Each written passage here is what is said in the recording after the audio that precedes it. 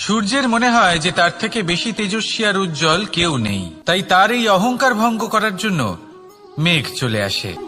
তারপর এই মেঘের অহংকার বেড়ে যায় যে তার থেকে বেশি ঘন আর কেউ নেই।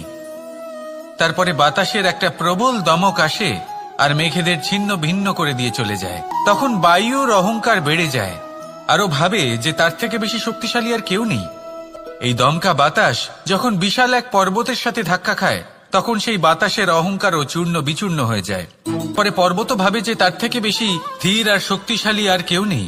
তখন পৃথিবীতে ভূমিকম্প হয় আর সেই বিশাল পর্বত চূর্ণ বিচূর্ণ হয়ে যায়। তারও অহংকার ভেঙে যায়। এবার ধরিত্রীর অহংকার হতে থাকে। ধরিত্রী বলে যে আমার উপর সবকিছু টিকে রয়েছে, আমার থেকে বেশি শক্তিশালী আর কেউ নেই। একটা ছোট্ট ইঁদুর আসে, মাটিতে গর্ত করে আর মাটি ধসিয়ে দেয়। ধরিত্রীর অহংকার ভেঙে যায়।